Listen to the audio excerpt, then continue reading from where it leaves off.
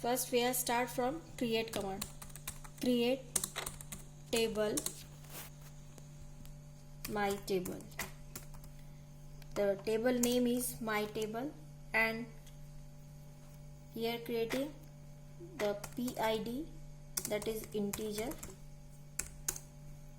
P name, that is varchar, size is 20,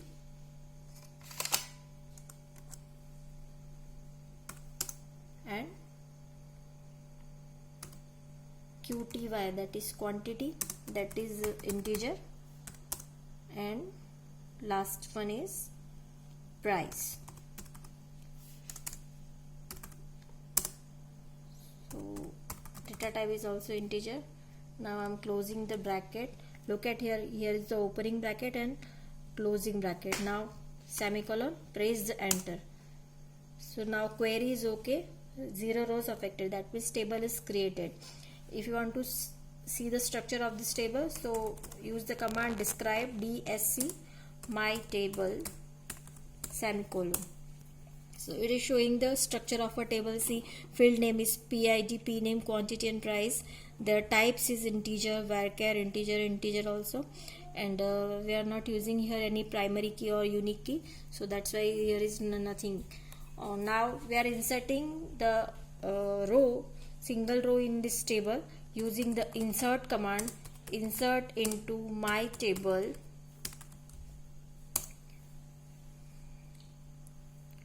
values. Column name as optional.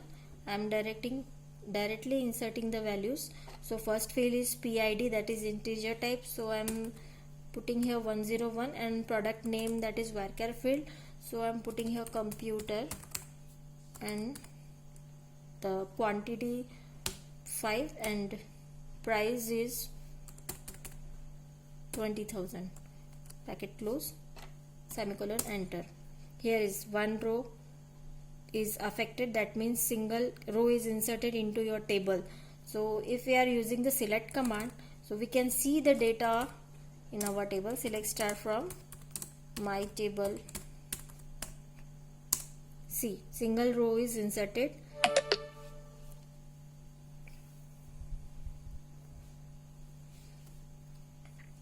हम इसमें और कुछ रो इंसर्ट करते हैं. Insert into my table values 102, mouse quantity 3 and price is 200.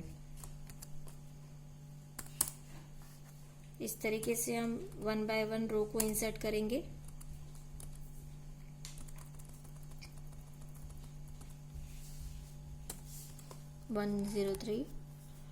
Here is keyboard quantity 4, and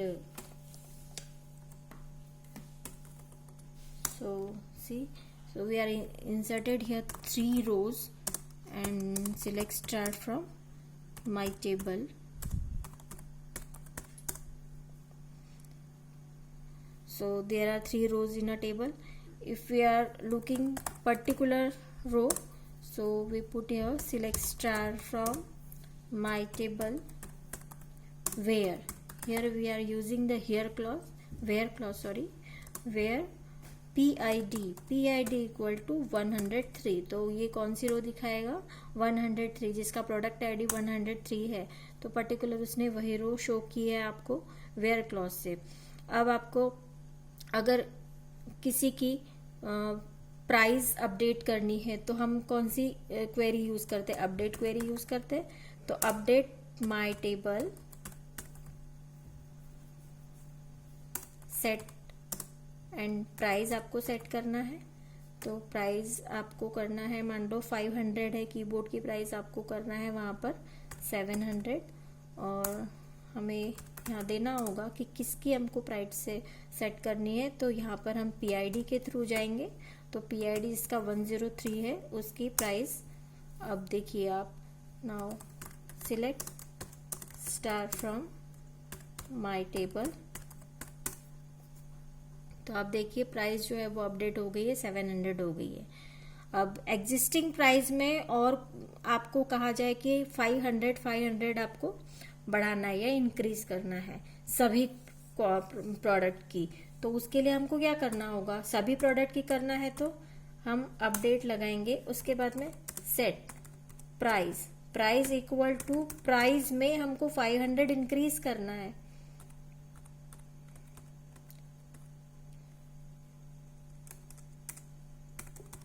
price equals to price plus 500, और where clause नहीं देंगे क्योंकि सबकी प्राइस इंक्रीज करनी है, दैट्स वाई हमको वेयर क्लॉज नहीं देना है यहाँ पे।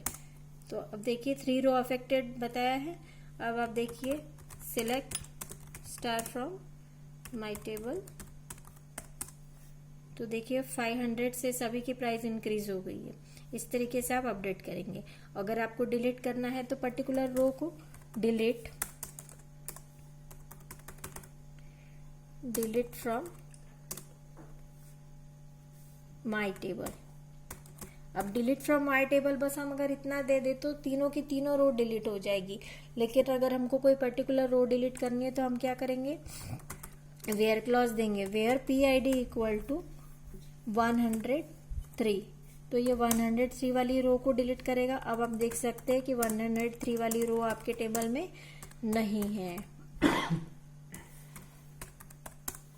देखिए 2 ही रो है अभी आपके टेबल में। अब अगर हम डिलीट क्वेरी देते हैं, हमें बिटवीन भी देखना था, है ना, बिटवीन और लाइक क्लॉज भी देखना था। तो बिटवीन और लाइक के लिए हमको क्या यूज करना है, जैसे हम सबसे पहले देखेंगे लाइक, तो select star from my table where P name like, double quote में दो या सिंगल कोड में C और परसेंटेज सिंबल।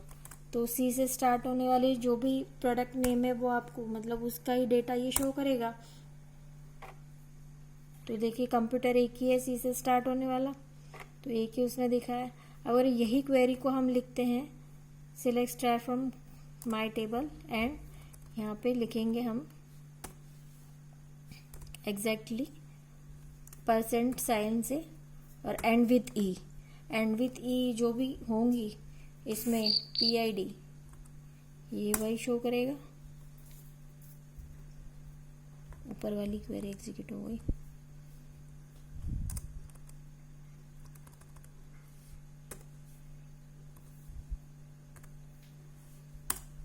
देखिए एंड में ई है, आगे परसेंट सिंबल दिया है तो उसने माउस को शो किया। इस तरीके से हम लाइक का यूज करते हैं। और इसके बाद में अभी इसमें ज़्यादा डेटा है नहीं, तो फिलहाल मैं अभी इस डिलीट क्वेरी को कंप्लीट कर देती हूँ। Delete from my table. अब डिलीट फ्रॉम माई टेबल से जितना भी डेटा है पूरा डिलीट हो गया। देखो 2 रो थी, दोनों की दोनों रो आपके टेबल से डिलीट हो गई। अब अगर हम कुछ सिलेक्ट रिट्रीव करने की कोशिश करेंगे तो ये कुछ भी नहीं दिखाएगा माई टेबल। लेकिन अगर हम इसको अभी भी डिस्क्राइब करें माई टेबल को, तो ये अभी भी स्ट्रक्चर इसका है। देखिए स्ट्रक्चर एज इट इज है, मतलब आपका जो टेबल है ये डिलीट क्वेरी से टेबल डिलीट नहीं हुआ है, टेबल का डेटा डिलीट हुआ है। अभी टेबल का स्ट्रक्चर अभी डेटाबेस के अंदर है। अगर हम ड्रॉप कमांड देंगे तो ड्रॉप कमांड से क्या होगा कि ड्रॉप कमांड से टेबल ही डिलीट हो जाएगा। ड्रॉप टेबल माई टेबल। अब देखिए अब आप इसको डिस्क्राइब करेंगे माई टेबल को, आपके डेटाबेस में है या नहीं। एरर शो कर दिया उसने क्योंकि ये टेबल एग्जिस्ट ही नहीं है आपके डेटाबेस में।